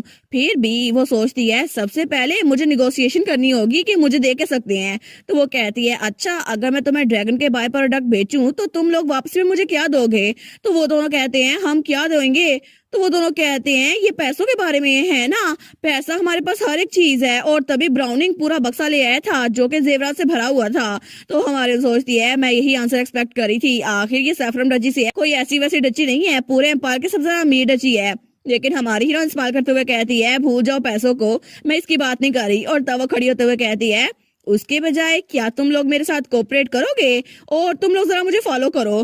तो वो दोनों कहते हैं क्या कोऑपरेट, लेकिन किस चीज के अंदर। और थोड़ी देर बाद हमारी हीरोइन आगे जा रही थी और उसके पीछे ट्विंस और हारून जा रहे थे। तो ट्विंस तो कहते हैं हमने तो उसके साथ जाना है, लेकिन हमारा हारून सोचता है पता नहीं मुझे क्यों साथ लेके जा रहे हैं। तो तब हमारे यहाँ जाते हुए सोचती है एक चीज है जो मुझे तब से लेकर अब तक तंग किए जा रही है, और वो है प्रिंस पैसियन। तो वो सोचती है प्रिंस पैसियन तो हर वक्त मेरे आगे पीछे रहता था और हर वक्त तो मुझसे बातें किया करता था, चलो ना एक्सरसाइज करती हैं, चलो ना खाना खाती हैं, एरल एरल। लेकिन वो सोचती है इतने दिन हो गए हैं मैंने तब से लेकर अब तक पैसन को देखा ही नहीं है, और पहले तो मैं उससे अक्सर मिला करती थी, लेकिन अगर मैं प्रिसाइज कहूँ ना तो टी पार्टी के बाद से एक दिन भी मैंने उसको नहीं देखा। लेकिन उस दिन जब टी पार्टी में मैं उससे मिली थी ना तो मेरा दिल बहुत ज्यादा धड़क रहा था, और तब से लेकर अब तक मैं ये बात सोचने पे मजबूर हूँ कि आखिर अभी तक पैसन क्या कर रहा होगा। क्या वो इतना ज्यादा बिजी है कि अभी तक हेल्बन स्टेट में नहीं आया मुझसे मिलने के लिए।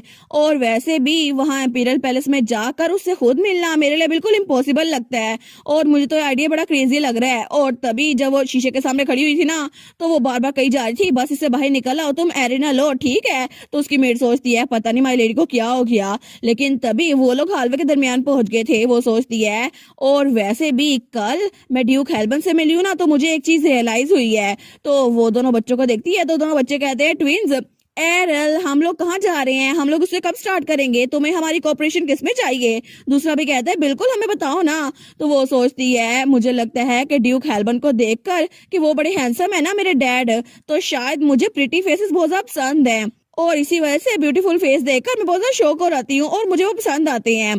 तो मैं ऐसे ही कंक्लूजन पे नहीं उतर सकती, क्या पता मेरा दिल इसलिए धड़क रहा हो क्योंकि पैसन का फेस बहुत ज्यादा प्रिटी है ना। तो ट्विंस कहते हैं एरिनल तुम हमारी तरफ ऐसे क्यों देख रही हो। तो हमारी सोचती है अगर ये बात मेरी सच हुई ना तो इसका मतलब है मेरा दिल तब भी धड़केगा जब मैं ट्विंस को देखूंगी। तो तब वो ट्विंस को घूरी जा रही थी। वो सोचती है वैसे भी मैं इसको कंफर्म करके रहूंगी क्योंकि मेरे पास एक फुल प्रूफ मेथड है। तो तभी वो उन ट्विंस में से एक का हाथ पकड़ती है और कहती है एक्सक्यूज मी। तो तब वो नॉल को गले लगा लेती है। तो तभी नोएल वो तो बिल्कुल शॉक हो गया था। वो सोचता है क्या एरिनल को क्या हुआ, लेकिन तभी वहां पर सारे के सारे बच्चे खामोश हो गए थे। तो हारून और सियल वो दोनों भी कहते हैं क्या इसको क्या हुआ। तो तब नोएल कहता है एरिनल तुम्हें क्या हुआ है, क्या तुम्हें चोट लगी है। तो तब सीएल भी कहता है क्या इसके बाद मेरे गले लगने की बारी है। हमारन कहती है नहीं ऐसा नहीं हो सकता। वो सोचती है मेरा दिल अभी भी धड़का नहीं है, तो क्या पता हारून का चेहरा वो मेरे टेस्ट के हिसाब से हो, तो क्या पता मेरी हार्ट बीट तब तेज हो, क्या मुझे इसे हारून पे टेस्ट करना चाहिए। तो तभी वो हारून के पास आती है और उसको भी गले लगा लेती है। तो हारून बेचारा वो भी ब्लश करने लग गया था। वो सोचता है क्या आखिर अर्नल अभी ऐसा क्यों कर रही है, लेकिन हमारी हीरोइन ने उसको गले लगाया हुआ था फिर भी उसको कुछ महसूस नहीं होता। वो सोचती है कुछ तो अलग लग रहा है, आखिर मेरा दिल अभी क्यों नहीं धड़क रहा। हालांकि हारून का चेहरा बहुत हैंडसम है, फिर भी पता नहीं क्यों हारून को देखकर मेरा दिल रिएक्ट क्यों नहीं कर रहा। तो पीछे से सीएल भी कहता है मुझे भी गले लगाओ ना। लेकिन तभी वहां पे वो दोनों नाइट्स खड़े हुए थे, हारून का अंकल भी और दूसरा नाइट भी। तो हारून का अंकल कहता है क्या ये ग्रीन लाइट है, क्या उसको मेरा नेफ्यू पसंद आ गया है। तो दूसरा नाइट कहता है हमारी यंग लेडी फ्यूचर में बहुत सारे दिल तोड़ने वाली है। लेकिन हमारी सोचती है अभी भी मुझे लग रहा है कि उस वक्त मैं बीमार थी ना, इसी वजह से मेरा दिल धड़क रहा था, शायद इसी वजह से मैं पैसन को देखकर ऐसा महसूस कर रही थी। लेकिन फिर भी अभी हारून के साथ गले मिलकर ये बिल्कुल खामोश है, कुछ भी नहीं हो रहा। तो तब वो दूसरी तरफ देखकर सोचती है फिर भी पैसन पता नहीं अभी मुझे सामने नजर क्यों आ रहा है। लेकिन तब वहां पे सच में पैसन खड़ा हुआ था जो कि उसके लिए गिफ्ट लेकर आया था। लेकिन उन दोनों को ऐसे देखकर उसके हाथ से गिफ्ट नीचे गिर जाता है। वो सोचती है पैसन तो मेरा पहला दोस्त था ना। लेकिन तभी वो हारून से थोड़ा पीछे होती है। तो तब पैसियन वो तो बिल्कुल शौक होके हमारी हीरोइन को देख रहा था। लेकिन तभी दोनों को एहसास होता है वो सच में पैसियन ही है। तो हमारी हीरोइन को तो पसीना आ रहा था और हारून को भी, क्योंकि वो उसका बेस्ट फ्रेंड था ना। लेकिन तभी क्राउन प्रिंस पैसियन उसकी आंखों में तो वो दोनों कुछ और ही मंजर पेश कर रहे थे।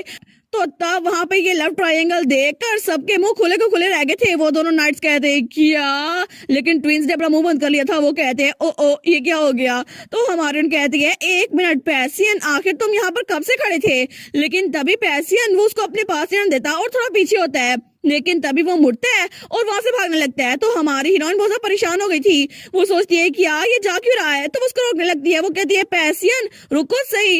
लेकिन क्राउन प्रिंस पैसियन बहुत तेज से भाग रहा था। तो हमारी सोचती है आखिर ये यहाँ पर आया, मुझे पता कैसे नहीं चला, और क्या ये मुझसे मिलने के लिए आया था, तो फिर ये वापस क्यों जा रहा है। लेकिन वो सोचती है क्या मैं इसको भी जाकर एक्सप्लेन करूं कि ऐसा कुछ भी नहीं था जो ये समझ रहा है। लेकिन एक मिनट आखिर मैं एक्सक्यूज क्यों बनाना चाहती हूँ, मैं ऐसा क्यों कर रही हूँ। तो तभी वो अपने दिल को पकड़ती है। वो सोचती है ये चीज अभी थोड़ी देर पहले मेरे दिल की धड़कन शांत थी, लेकिन अभी फिर से मेरा दिल क्यों धड़क रहा है। आखिर क्यों, पैसन को देखकर ऐसा क्यों होता है, और आखिर पैसन में ऐसा क्या है कि सब कुछ चेंज हो जाता है। और तब वो पीछे खड़ी रह गई थी, लेकिन पैसन वहां से भाग गया था।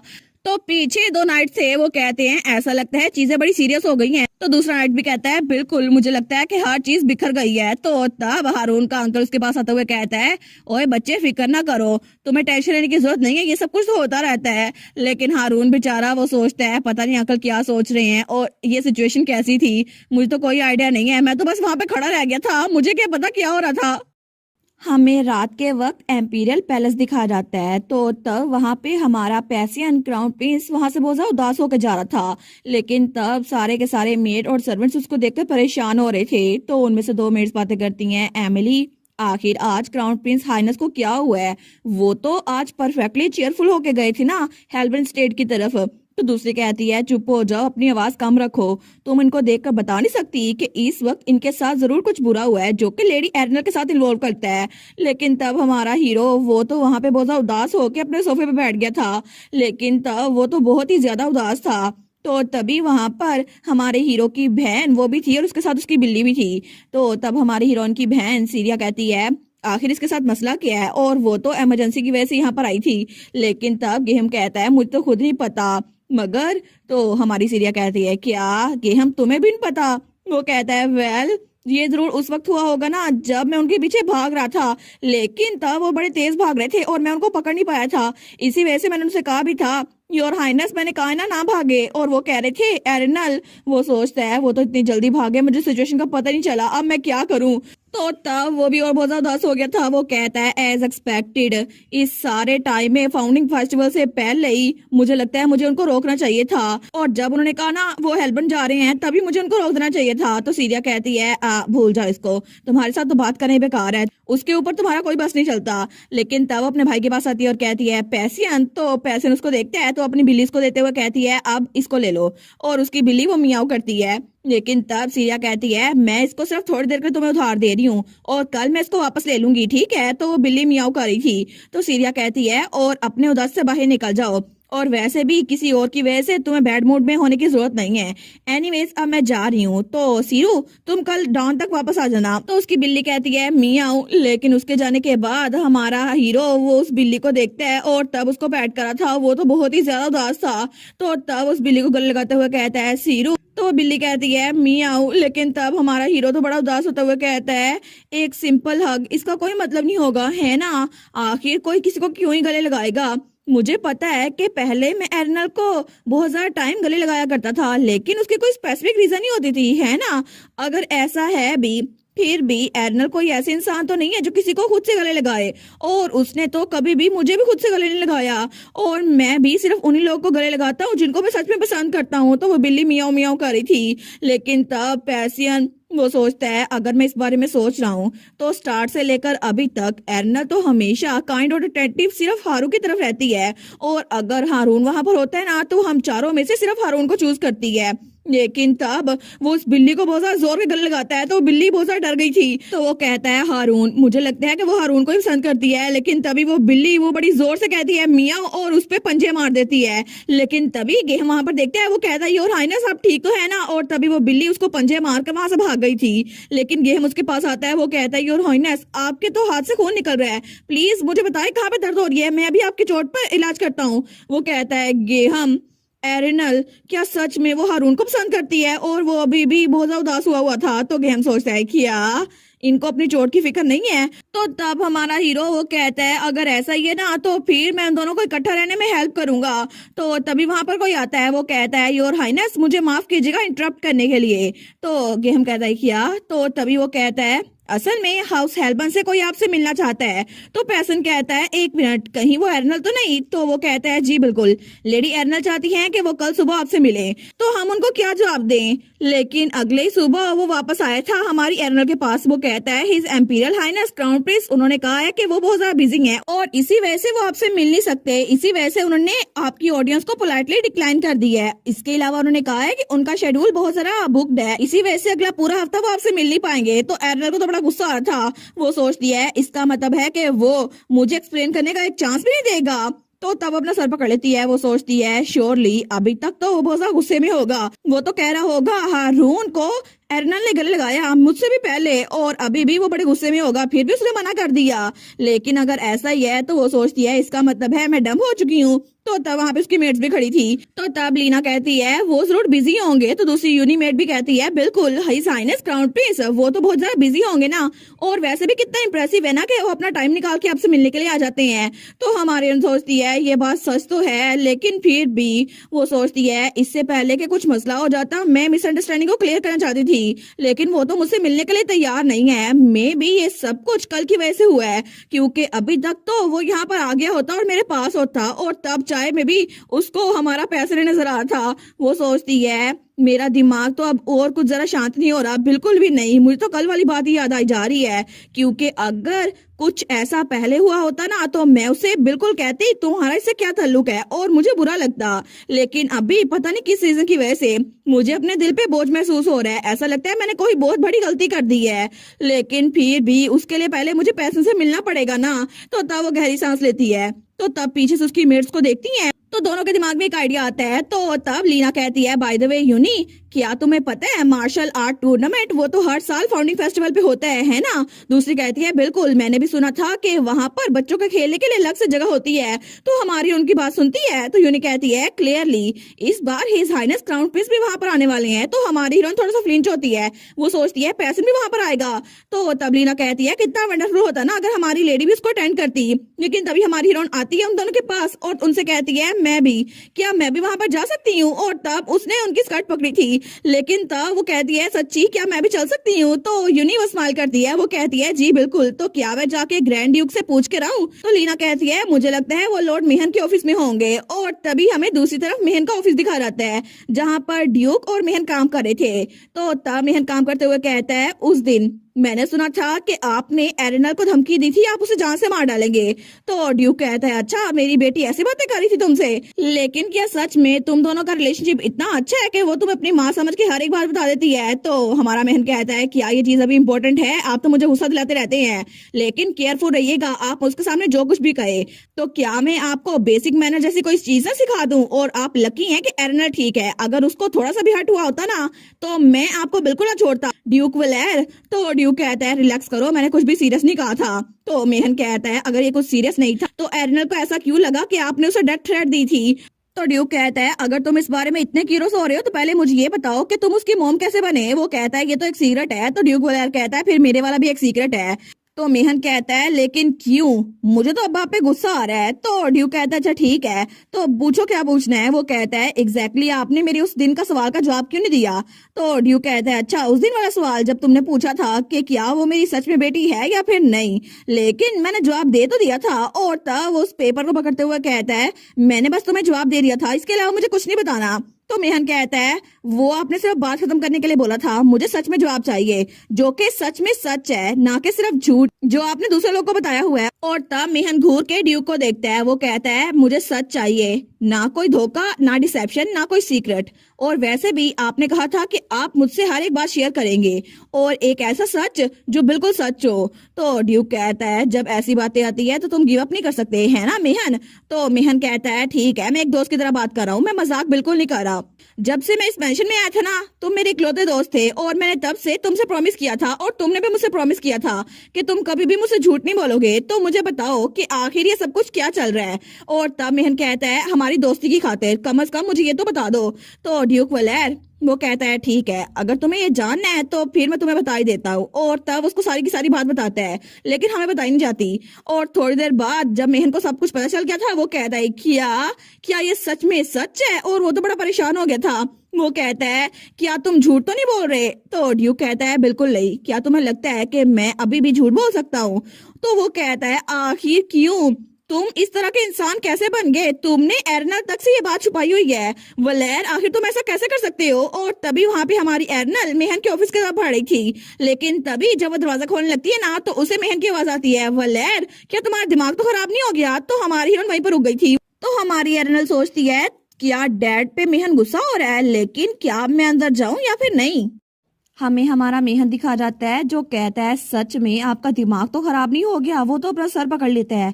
वो कहता है आपने एक बार भी फ्यूचर के बारे में नहीं सोचा? तो तब वो खड़ा होते हुए कहता है सीरियसली आपने कॉन्सिक्वेंसेस के बारे में एक बार भी नहीं सोचा? और तब वो वलेर की तरफ बढ़ता है और उसका कॉलर पकड़ने लगता है। वो कहता है तुम्हारा दिमाग तो खराब नहीं हो गया था? लेकिन तभी दरवाजा खुलता है और हमारी एरिनल वहां पर आ जाती है। वो कहती है मॉम, लेकिन तभी दोनों शॉक हो गए थे। तो हमारी कहती है मॉम मुझे आपकी हेल्प चाहिए, लेकिन पहले आप दोनों क्या कर रहे हैं? तो तब हमारे मेहन ने तो वलेर का कॉलर पकड़ा हुआ था और वलेर स्माइल कर रहा था। वो कहता है नहीं नहीं कुछ नहीं है माई लेडी। लेकिन मेहन आहिस्ता आवाज में कहता है हम दोनों इसको बाद में डिस्कस करेंगे। वो कहता है श्योर।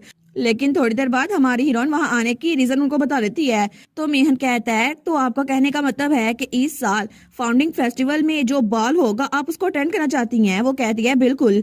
लेकिन मेहन कहता है वहां पर बहुत सारे लोग होंगे और उनके साथ डील करना बहुत ज्यादा अनोइंग लगेगा, आपको पता है ना? तो हमारी कहती है बिल्कुल मुझे पता है, इट्स ओके। वो कहता है लेकिन आपने तो कहा था ना कि आपको ऐसी जगहों पे जाना बिल्कुल पसंद नहीं है और आपको ये बहुत ज्यादा थका देने वाला लगता है। तो हमारी हीरोइन को तो पसीना आ रहा था। वो बहाना बनाते हुए कहती है वेल मैं टी पार्टी में भी तो गई थी ना, तो अब मैं ठीक हूँ। तो मेहन कहता है चाहे कुछ भी हो जाए यंग लेडी की तबीयत ठीक नहीं रहती तो एक फिजिशियन को बुला के रखो ताकि जितनी जल्दी हो सके इनका चेकअप कर सके। तो मेड कहती है जी जी। लेकिन हमारी कहती है मेहन मैं बिल्कुल ठीक हूँ सच्ची। तो तब वलेर कहता है ठीक है, तो यंग लेडी को वहां लेके जाना इतना भी मुश्किल नहीं होगा। वो कहती है सच में? तो क्या आप मुझे वहां लेके जाएंगे? तो उसका डैड कहता है बिल्कुल मैं तुम्हें ले जाऊंगा, लेकिन मेरी भी एक शर्त है।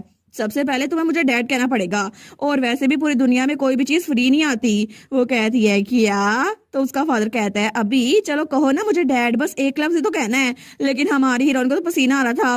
वो सोचती है मैं कहूँ या ना कहूँ, लेकिन उसका डैड तो स्माइल कर रहा था कि देखना अब ये मुझे डैड कहती है। लेकिन हमारी हीरोइन वो बड़ी मुश्किल से कहने की कोशिश करती तो है। वो सोचती है बस डैड ही तो कहना है। वो कहती है ड, लेकिन बेचारी से बोला नहीं जा रहा था। वो सोचती है कहना ही तो है, बस कह देती हूँ। लेकिन उसने पूरी कोशिश की थी फिर भी उसे डैड नहीं बोला जा रहा था। और वैसे भी पिछले हफ्ते उसके फादर ने उसको मारने की धमकी दी थी। तो मेहन कहता है बस कर दे माय लेडी, मैं आपको ले जाऊंगा, आप अब रुक सकती हैं। वो कहती है सच्ची? तो उसका डैड तो हंसी जा रहा था, लेकिन मेहन कहता है ऑफ कोर्स, लेकिन आखिर आपने अचानक से फेस्टिवल फाउंडिंग बॉल को अटेंड करने का क्यों प्लान कर लिया?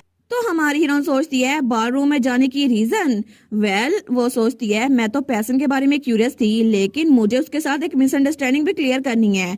लेकिन उसके अलावा जब भी मैं पैसन से दूर भागती थी ना, तो वो पहला होता था जो मुझे आके ढूंढता था और वो हमेशा हर एक बात क्लियर करता था। इसी वजह से मैं भी चाहती हूँ कि इस बार मैं जाके बात क्लियर करूँ और हमारे दरमियान कोई गलतफहमी ना रहे। तो तब वो स्माइल करती है और सोचती है इस बार मेरी बारी है। लेकिन उसके कुछ दिनों बाद हमें फाउंडिंग फेस्टिवल का बाल दिखा जाता है और एम्पीरियल पैलेस, जो कि बहुत ही ज्यादा बड़ा था। लेकिन तब वहां पर बहुत सारे झंडे लगे हुए थे जहां पे लाइन का निशान था और वहां पे बहुत सारे म्यूजिशियन भी बैठे हुए थे और बहुत सारे लोग भी थे। लेकिन तभी हमारी हीरोइन की बग्गी वहां पहुंचती है। वो कहती है मेहन, यहाँ तो बाहर इतने सारे लोग हैं, अंदर कितने लोग होंगे? तो मेहन कहता है आज फाउंडिंग फेस्टिवल का बॉल है ना, और इसमें तो हर कोई शामिल होता है, ऐसा कह सकते हैं कि पूरे एम्पायर का हर एक नोबल यहाँ आया होगा। तो हमारे सोचती है वाओ इतने सारे लोग। लेकिन तब वो हमें बताती है फाउंडिंग फेस्टिवल असल में स्टार्ट से लेकर अब तक हर साल मनाया जाता है और ये एक ऐसा दिन है जो कि ह्यूमन किंगडम में बहुत ज्यादा इंपॉर्टेंस रखता है और स्पेशली ये ceremony eternal glory of humanity के लिए मनाई जाती है और इसी वजह से ये इवेंट स्पेशली ह्यूमंस के लिए रखा गया है। तो बाकी नेशंस के डेलीगेशन यहाँ पे नहीं आ सकते जैसे कि एल्व्स या कोई और, इसी वजह से उनको यहाँ पे आना अलाउ नहीं है। और जैसे वो अंदर जाती है ना, वो सोचती है मैंने सुना था कि ये बॉलरूम बहुत ज्यादा बड़ा होने वाला है, लेकिन फिर भी ये तो मेरी सोच से भी ज्यादा बड़ा है। तो तभी वो लोग कहते हैं ग्रैंड ड्यूक हेल्बन और उनकी बेटी आ रहे हैं और उनके साथ काउंट मेहन भी हैं। लेकिन जैसे हमारी हीरोइन वहां पर देखती है ना, वो सोचती है मैंने कभी इमेजिन नहीं किया था कि ये सब कुछ इतना ज्यादा होगा और वहां पर तो बहुत ही ज्यादा लोग थे। वो सोचती है इन लड़कियों के ड्रेसेस तो देखो, हेड टू टो इनके ड्रेस स्पार्कल कर रहे हैं, इसके अलावा वहां पर वो लोग कितने आराम से डांस कर रहे हैं ना। लेकिन तभी उसका फादर कहता है तो यंग लेडी आपको इस बारे में क्या लगता है? और हमारी हीरोइन तो तब बड़ी क्यूट लग रही थी, लेकिन उसका फादर भी बड़ा हैंडसम लग रहा था। वो कहता है क्या तुम खुश हो? तुमने कहा था तुम यहाँ आना चाहती हो। लेकिन तभी उसके फादर और मेहन को देखकर बाकी सारी की सारी लड़कियां वो तो शौक हो गई थी, वो तो उनको देखी जा रही थी। तो हमारे सोचती है जिस वक्त ग्रैंड ड्यूक ने यहाँ कदम रखा ना, तो सबने इनको देखना शुरू कर दिया, क्योंकि वेल अब पिछली बार की तरह वो बिल्कुल भी नहीं है, बिल्कुल परफेक्टली फाइन है। तो इस बार तो बहुत ज्यादा डिवास्टेटिंग होगा क्योंकि अब इनके कपड़ों पे खून नहीं लगा हुआ और ये तो नीटली ड्रेस है और मेहन तो फिर मेहन है ना, वो भी बड़ा हैंडसम लग रहा है, मेरी मोम जो है। लेकिन तभी ड्यूक कहता है आखिर तुम मेरी तरफ ऐसे क्यों देख रही हो, क्या मैं बड़ा हैंडसम लग रहा हूँ? लेकिन हमारे सोचती है ये बिल्कुल गलत तो नहीं कह रहे, फिर भी कितने अनोइंग है ना, क्या सच में मेहन भी ऐसा फील करता है? वो कहती है सर। तो उसका डैड कहता है मुझे डैड कहो ना। वो कहती है आप तो बहुत ज्यादा शेमलेस है। लेकिन तभी ये बात उसके डैड के सर पे जाके लगती है पत्थर की तरह। वो कहता है अच्छा मेहन तुम्हारी बेटी तो बिल्कुल तुम्हारी तरह बातें करती है। मेहन कहता है क्योंकि वो मेरी बेटी है ना, इसी वजह से। लेकिन तभी हमारी हीरोइन तो मेहन की टांग पकड़ लेती है। वो कहता है मैं तुम्हें यहाँ पर लेकर आया था, लेकिन आखिर मुझे लेफ्ट आउट फील क्यों हो रहा है? वो कहता है चलो मुझे भी अंदर दाखिल होने दो ना, आखिर तुम लोग कितने मीन हो रहे हो, मुझे जानबूझ के पीछे छोड़ रहे हो। तो मेहन कहता है माय लॉर्ड आपको अपने बिहेवियर पर रिफ्लेक्ट करना चाहिए। हमारे उन कहती है बिल्कुल ये कारमा है। तो ड्यूक हेल्बर नीचे झुकते हुए कहता है सच में देखो सही ये इतनी बड़ी हो गई है कि अब शेमलेस और कारमा जैसे अल्फाज बोलने लग गई है। लेकिन सच में तुम तो बहुत ज्यादा स्मार्ट बनती जा रही हो और तुम तो बिल्कुल अपनी मोम पे गई हो, है ना? तो हमारे उन कहती है क्या मेहन तो मेरी बायोलॉजिकल मोम है भी नहीं, तो आखिर मैं मेहन की तरह कैसे होंगी? लेकिन तब उसका फादर कहता है नहीं मेरा मतलब था तुम्हारी बायोलॉजिकल मोम, तुम्हारी बर्थ मदर। तो हमारे सोचती है क्या? तो उसका फादर कहता है वो तुम्हारी तरह थी, बिल्कुल खूबसूरत, काइंड, स्मार्ट, और तुम सेम टू सेम उनकी कॉपी हो मेरी प्यारी बेटी। लेकिन तभी हमारे सोचती है कितना अजीब है ना, क्या मेरी मॉम के बारे में बात करना टैबू नहीं था? लेकिन तभी उसका डैड उसका छोटा सा हाथ पकड़ता है। वो सोचती है मुझे लगा था कि मुझे अपनी मॉम के बारे में बात नहीं करनी, लेकिन आज इन्होंने खुद से बात स्टार्ट की है। तो उसका डैड उसके हाथ पे किस करते हुए कहता है अगर तुम ऐसे रहोगी ना तो चीजें बड़ी अच्छी चलेगी और मैं भी पूरी कोशिश करूंगा कि तुम्हारे डैड के तौर पर बेस्ट कर सकूं। तो ठीक है। फिर वो जाते हुए कहता है मजे करना, अगर किस चीज की जरूरत हो तो मुझे बुला लेना। लेकिन तब हमारी एर्नल वहीं पर खड़ी थी मेहन के साथ। तो मेहन उसको देखता है, वो कहता है आप क्यूरियस नहीं है उस इंसान के बारे में जो आपकी मोम है। लेकिन हमारी हीरोइन सोचती है अच्छा तो मेहन को इस बारे में पहले से पता था कि मेरी असल मोम है कौन। लेकिन वो कहती है इट्स ओके क्योंकि मेहन मेरी इकलौती मोम है। तो तब मेहन उसको देखकर स्माइल करता है। तो वो कहता है फिर भी अगर मुझे दोबारा चांस मिला ना तो मैं आपको बताऊंगा क्योंकि ये आपके लिए बहुत ज्यादा इंपॉर्टेंट है, ठीक है। वो कहती है ओके। लेकिन तब मेहन कहता है चले हम जाकर बाकी मजा भी करते हैं, वहां देखते हैं ना, वहां स्टार्ट करते हैं। तो एर्नल कहती है ठीक है हम ऐसे ही करेंगे। लेकिन तब वो इधर उधर देखती है, वो सोचती है एनीवेज क्या अभी तक पैसन पहुंचा नहीं है। लेकिन अभी भी वो सामने नहीं आया, इसका मतलब है कि वो अपनी मोम एम्प्रेस के साथ आने वाला है। तो तभी वो उसका इंतजार करी थी। लेकिन तभी हमारी हीरोइन के साथ से एक लड़की गुजरती है जिसके पिंक कलर के बाल थे। तो जैसे ही हमारी हीरोइन उसके बालों को देखती है ना, वो कहती है क्या ये बाल, ये लड़की, ये तो जरूर क्लोई होगी ना जो कि फ्यूचर में जाके पैसन की फीमेल लीड बनेगी। लेकिन ये कहानी में इतनी जल्दी कैसे आ गई, इसको तो कहानी में थोड़ी देर बाद आ रहा था। और वो बच्ची जिसके पिंक बाल थे ना, वो तो आराम से किसी के साथ हंस के बात कर रही थी, उसको तो आइडिया भी नहीं था कि हमारी एर्नल उसके बारे में क्या सोच रही है। और इसी के साथ ये वाला पार्ट यहीं पर ख़त्म। तो आप लोग बताइएगा आप लोग को ये पार्ट कैसा लगा, और वीडियो को लाइक और चैनल को सब्सक्राइब लाजमी कीजिएगा। बाकी वीडियोस का लिंक भी स्क्रीन पर नज़र आ रहा होगा तो काइंडली उनको भी चेकआउट कर ले। और thank you so much for watching my videos. Stay safe, bye bye.